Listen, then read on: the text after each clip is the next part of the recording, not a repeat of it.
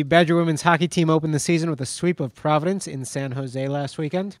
UW opens its home season this weekend, hosting WCHA rival Ohio State. Both Saturday and Sunday's games at LeBron Arena will start at 2 p.m.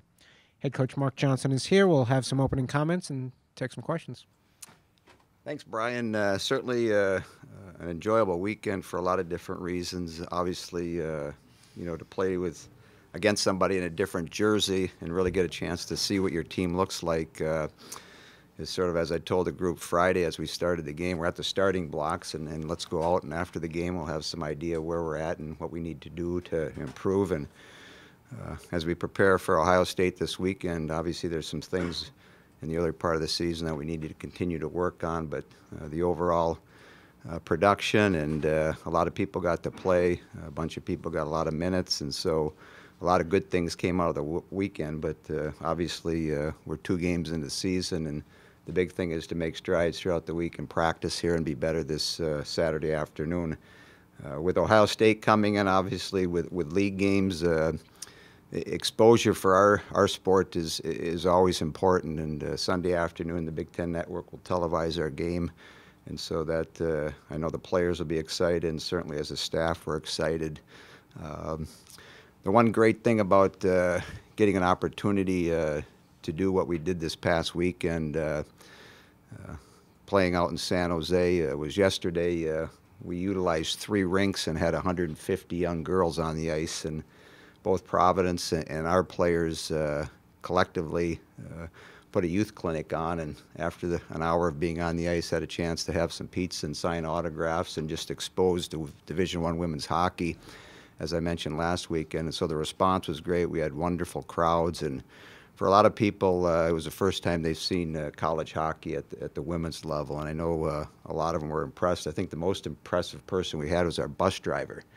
He had this expectation of what women's hockey and girls hockey was all about, and then he watched the first period, and he was like just blown away. He says, "You guys hit each other. I mean, you're competitive." It's like, so it was fun for the people to see it out there. The only tough part was yesterday trying to get out of our hotel, because we were right next to 49ers Stadium, and the Packer fans came rolling in there Saturday afternoon, and so the elevator was a little bit slow yesterday morning, but all good stuff. Weather was great, and a lot of wonderful things came out of this past weekend.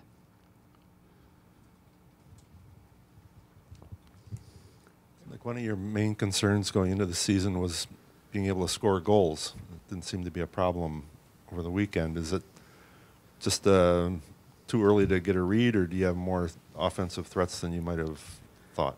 Well, it's enjoyable to watch it happen, because that's one of the questions we have, and it's certainly probably too early. And so Providence, they lost a big senior class, and they were a little bit younger than we were, and so some of our experienced players certainly made an impact early in the games both nights, and so it's work in progress. And as we go, I mean, you only get a few days to work on your power play. We've spent just a little bit of time on our penalty kill, and so the nice thing is we've started, and the big thing is to each day come to the rink and try to make improvements. And as we go along, we'll get a better read and a better understanding of who we are, and hopefully we get better every weekend. And if you can do that over the next 3 or 4 months, you get to the end, and you become a pretty good hockey team, and you have an opportunity to do something special.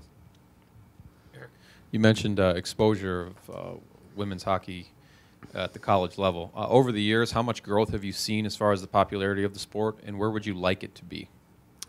Well, I think it's like anything. Each year you hope it increases. You hope more people get involved, and I think if you look at statistics, whether it's through USA Hockey or Hockey Canada, the last 7 or 8 or 9 years, the number of young girls playing the game has increased, and so that's all positive. And to expose the college game into an area where there's a lot of hockey going on. I mean, there's 4 sheets of ice where we played at. The San Jose Sharks use one as a practice facility. They've just since moved their American Hockey League team there, and so there's a lot of hockey going on.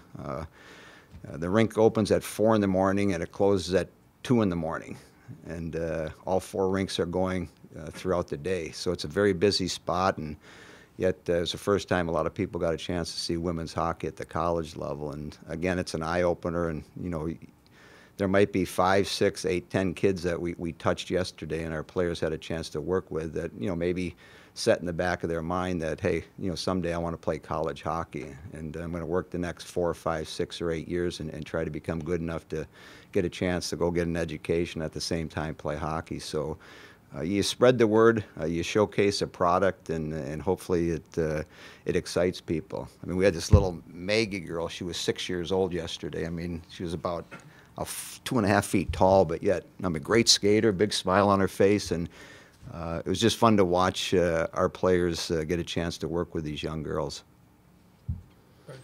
Mark, Jenny Potter's one of the most recognizable names in women's hockey. What type of job do you think she'll do down at Ohio State? Well, she's, I think I put her in a category with Brianna Decker, very fierce, very competitive player on the ice, and Jenny falls into that category where she was. The tougher the game got, the more pressure the game that she was involved in, the better she played. She always loved to play against Canada. And, she's a very well-educated player, and as you mentioned, she's very highly decorated, and she'll take all those skill sets that she learned and put it into her coaching philosophy, and I think she's going to do a great job. It's like any new coach coming into a program, it takes a period of time to get your players, install your systems, and get an opportunity to work with them. And so I think, her and, certainly John Harrington and a couple of the other new coaches, it strengthens up our league.